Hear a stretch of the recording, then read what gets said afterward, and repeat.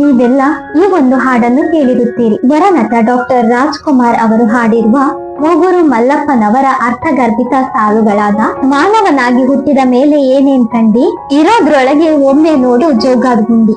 ಈ ಸಾಲಿನ ಅರ್ಥವೇನೆಂದರೆ, ಮಾನವನಾಗಿ ಜನಿಸಿದ ಮೇಲೆ ಈ ಭೂಮಿಯಲ್ಲಿ ಏನನ್ನು ಕಾಣದಿದ್ದರೂ ಜೋಗ ಜಲಪಾತದ ಸೌಂದರ್ಯವನ್ನು ಜೀವನದಲ್ಲಿ ಒಮ್ಮೆ ಆದರೂ ಕಣ್ತುಂಬಿಕೊಳ್ಳಲೇಬೇಕು ಎಂದು. ಹೀಗೆ ಏಕೆ ಹೇಳಿದ್ದಾರೆ? ಜೀವನದ ಸತ್ಯ ಅರಿಯಬೇಕಾದರೆ ಜೋಗ ಜಲಪಾತವನ್ನು ಕಂಡು ಪ್ರಕೃತಿಯ ಮಹಿಮೆಯನ್ನು ಕಂಡಾಗ ಎಂತಹ ಅಹಂಕಾರವಿದ್ದರೂ ಕರಗಿ ಹೋಗುತ್ತದೆ. ಅದರ ನೀರಿನ ರಭಸ, ಅದರ ಶಕ್ತಿ ಅಗಾಧವಾದದ್ದು, ಆದರೂ ಅದು ಪ್ರಕೃತಿಗೆ ಸೌಂದರ್ಯವನ್ನೇ ನೀಡುತ್ತದೆ. ಮಾನವನಲ್ಲಿ ನಾನು ಎಂಬ ಅಹಂಕಾರ ಕರಗಿ ಹೋಗಿ ನಿಶ್ಚಲತೆ, ವಿನಯ ಹಾಗೂ ಕೃತಜ್ಞತಾ ಭಾವಗಳು ಮೂಡಿಕೊಳ್ಳುತ್ತವೆ. ಎಲ್ಲವೂ ಶಾಶ್ವತವಲ್ಲ, ಪ್ರಕೃತಿಯ ಮುಂದೆ ಮಾನವ ಚಿಕ್ಕವನು ಎಂಬ ಅರಿವನ್ನು ಮೂಡಿಸುತ್ತದೆ. ವಿಶ್ವವಿಖ್ಯಾತ ಜೋಗ ಜಲಪಾತದ ರಮಣೀಯ ದೃಶ್ಯಾವಳಿಯನ್ನು ಎಲ್ಲರೂ ತಮ್ಮ ಕಣ್ಣುಗಳಲ್ಲಿ ತುಂಬಿಕೊಳ್ಳಬೇಕೆಂಬ ಹಂಬಲ ಎಲ್ಲರಲ್ಲಿಯೂ ಇರುತ್ತದೆ. ಕನ್ನಡ ನಾಡಿನ ಭಗೀರಥಿ ಎಂದು ಕರೆಯಿಸಿಕೊಳ್ಳುವ ಶರಾವತಿ ನದಿಯು ಕೇವಲ ಕರ್ನಾಟಕದಲ್ಲಿ ಮಾತ್ರ ಹರಿಯುವ ನದಿಯಾಗಿದೆ. ಶರಾವತಿ ನದಿ ಸೃಷ್ಟಿಸುವ ಜೋಗ ಜಲಪಾತವಿರುವುದು ಶಿವಮೊಗ್ಗ ಜಿಲ್ಲೆಯಲ್ಲಿ. ಹಾಗೆ ಈ ಶರಾವತಿ ನದಿಯ ಉಗಮ ಸ್ಥಾನವಿರುವುದು ಸಹ ಶಿವಮೊಗ್ಗ ಜಿಲ್ಲೆಯ ಅಂಬುತೀರ್ಥ ಎಂಬುವಲ್ಲಿ. ಶರಾವತಿ ನದಿ ಜನ್ಮ ತಾಳಿದ ಕತೆ ರಾಮಾಯಣದ ಸಹ್ಯಾದ್ರಿ ಖಂಡದಲ್ಲಿ ಬರುತ್ತದೆ. ಪ್ರಭು ಶ್ರೀರಾಮಚಂದ್ರರ ಬಾಣದಿಂದ ಶರಾವತಿ ನದಿಯು ಹುಟ್ಟಿಕೊಳ್ಳುತ್ತದೆ ಎಂಬ ಐತಿಹ್ಯವೂ ಇದೆ. ಈ ನದಿಯ ಉಗಮ ಸ್ಥಾನಕ್ಕೆ ಅಂಬುತೀರ್ಥ ಎಂಬ ಹೆಸರು ಬಂದಿದೆ. ಅಂಬು ಎಂದರೆ ಬಾಣ ಎಂಬ ಅರ್ಥ.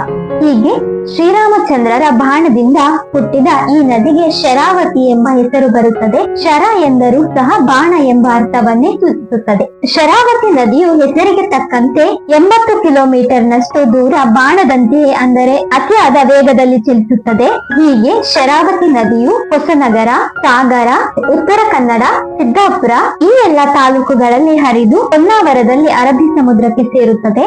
ಸುಮಾರು 830 ಅಡಿಗಳ ಎತ್ತರದಿಂದ ಹರಿಯುವ ಜೋಗ ಜಲಪಾತವು ಕರ್ನಾಟಕ ಭಾರತದಲ್ಲಿ ಮಾತ್ರವಲ್ಲದೆ ಏಷ್ಯಾ ಖಂಡದಲ್ಲಿಯೇ ಅತ್ಯಂತ ಎತ್ತರದ ಜಲಪಾತಗಳಲ್ಲಿ ಒಂದು. ಕರ್ನಾಟಕದಲ್ಲಿಯೇ ಹುಟ್ಟಿ ಕರ್ನಾಟಕದಲ್ಲಿಯೇ ಹರಿದು ಕರ್ನಾಟಕದಲ್ಲಿ ಅರಬ್ಬಿ ಸಮುದ್ರವನ್ನು ಸೇರುವ ಏಕೈಕ ಪ್ರಮುಖ ನದಿ ಎಂದರೆ ಅದು ಶರಾವತಿ ನದಿ. ಉದಾಹರಣೆಗೆ ಬೇರೆ ನದಿಗಳನ್ನು ತೆಗೆದುಕೊಂಡರೆ ಕೃಷ್ಣಾ ನದಿಯು ಮಹಾರಾಷ್ಟ್ರ, ಕರ್ನಾಟಕದಲ್ಲಿ ಹರಿಯುತ್ತದೆ. ಕಾವೇರಿ ನದಿಯು ಕರ್ನಾಟಕದಲ್ಲಿ ಉಗಮವಾಗಿ ತಮಿಳುನಾಡಿನಲ್ಲಿ ಹರಿಯುತ್ತದೆ. ಕರ್ನಾಟಕದಲ್ಲಿ ಮಾತ್ರ ಹುಟ್ಟಿ ಹರಿದು ಅರಬ್ಬಿ ಸಮುದ್ರವನ್ನು ಸೇರುವ ಏಕೈಕ ನದಿ ಎಂದು ಶರಾವತಿ ನದಿಗೆ ಹೇಳಲಾಗುತ್ತದೆ. ಈ ನದಿಯ ಮೂರ್ತಿ ಚಿಕ್ಕದಾದರೂ ಕೀರ್ತಿ ದೊಡ್ಡದು ಎಂದು ಹೇಳಬಹುದು. ಶರಾವತಿ ಜಲವಿದ್ಯುತ್ ಯೋಜನೆಯಿಂದ ಉತ್ಪತ್ತಿಯಾಗುವ ವಿದ್ಯುತ್ ಇಡೀ ಕರ್ನಾಟಕಕ್ಕೆ ವಿದ್ಯುತ್ ಸರಬರಾಜು ಸಂಪರ್ಕವನ್ನು ನೀಡುತ್ತದೆ. ಹೊನ್ನಾವರದಲ್ಲಿ ಶರಾವತಿ ನದಿಗೆ ಅಡ್ಡವಾಗಿ ನಿರ್ಮಿಸಲಾಗಿರುವ ರೈಲ್ವೆ ಸೇತುವೆಯು ಕರ್ನಾಟಕದ ಅತಿ ಉದ್ದದ ರೈಲ್ವೆ ಸೇತುವೆ ಎಂಬ ಹೆಗ್ಗಳಿಕೆಯನ್ನು ಹೊಂದಿದೆ.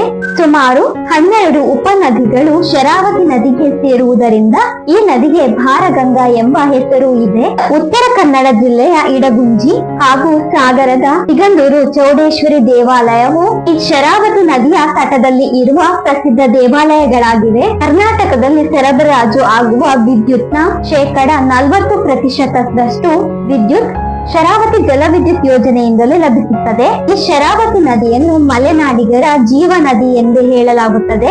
ಈ ಶರಾವತಿ ನಿರ್ಮಿಸುವ ಜೋಗ ಜಲಪಾತವು ರಾಜ, ರಾಣಿ, ರೋರರ್, ರಾಕೆಟ್ ಎಂಬ 4 ಧಾರೆಗಳಾಗಿ ಧುಮ್ಮುಕುವ ದೃಶ್ಯವನ್ನು ಕಣ್ತುಂಬಿಕೊಳ್ಳುವುದೇ ಮಹದಾನಂದ.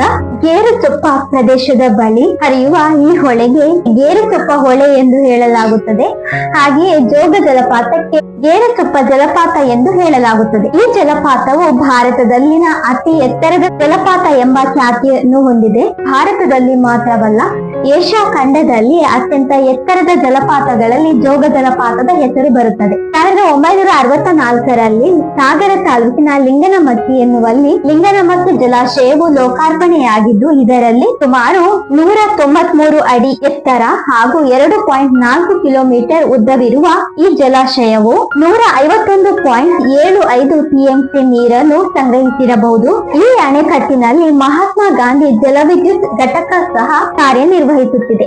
ಗೇರುಸೊಪ್ಪದಲ್ಲಿ ಗೇರುಸೊಪ್ಪ ಅಣೆಕಟ್ಟು 2002ರಲ್ಲಿ ನಿರ್ಮಿಸಲಾಗಿದೆ. ಹೀಗೆ ಹೊನ್ನಾವರ ಹಾಗೂ ಉತ್ತರ ಕನ್ನಡ ಜಿಲ್ಲೆಯ ಪ್ರಕೃತಿ ಸೌಂದರ್ಯವು ಹೆಚ್ಚಾಗಿ ಇರಲು ಈ ಶರಾವತಿ ನದಿಯೇ ಪ್ರಮುಖ ಕಾರಣ ಎಂದು ಹೇಳಬಹುದು. ಕರ್ನಾಟಕವನ್ನು ಜಲಪಾತಗಳ ನಾಡು ಹಾಗೂ ನದಿಗಳ ನಾಡು ಎಂದು ಕರೆಯಲು ಈ ಶರಾವತಿ ನದಿಯು ಒಂದು ಪ್ರಮುಖ ಕಾರಣವೆನಿಸಿಕೊಳ್ಳುತ್ತದೆ. ಸ್ನೇಹಿತರೆ, ಇದಾಗಿತ್ತು ಇಡೀ ಕರ್ನಾಟಕಕ್ಕೆ ಬೆಳಕನ್ನು ನೀಡುವ ಶರಾವತಿ ನದಿಯ ಕುರಿತು ಹಲವು ವಿಶೇಷ ಮಾಹಿತಿಗಳು. ವಿಡಿಯೋದಲ್ಲಿನ ಮಾಹಿತಿಯು ನಿಮಗೆ ಇಷ್ಟವಾಯಿತು ಎಂದು ಭಾವಿಸುತ್ತೇನೆ. ವಿಡಿಯೋ ಇಷ್ಟವಾದರೆ ದಯವಿಟ್ಟು ವಿಡಿಯೋಗೆ ಲೈಕ್ ಮಾಡಿ, ನಿಮ್ಮ ಆತ್ಮೀಯರಿಗೂ ತಪ್ಪದೆ ವಿಡಿಯೋವನ್ನು ಶೇರ್ ಮಾಡಿ. ತಪ್ಪದೆ ಪೂರ್ಣಿಮಾ ಕನ್ನಡ ಜಿಜ್ಞಾಸೆ ವಾಹಿನಿಗೆ ಸಬ್ಸ್ಕ್ರೈಬ್ ಮಾಡಿಕೊಳ್ಳಿ. ನಿಮ್ಮ ಬೆಂಬಲ ನಮಗೆ ಇನ್ನು ಹೆಚ್ಚು ವಿಡಿಯೋಗಳನ್ನು ಮಾಡಲು ಪ್ರೇರಣೆಯಾಗುತ್ತದೆ. ಆದ್ದರಿಂದ ದಯವಿಟ್ಟು ಸಬ್ಸ್ಕ್ರೈಬ್ ಮಾಡಿಕೊಳ್ಳಿ.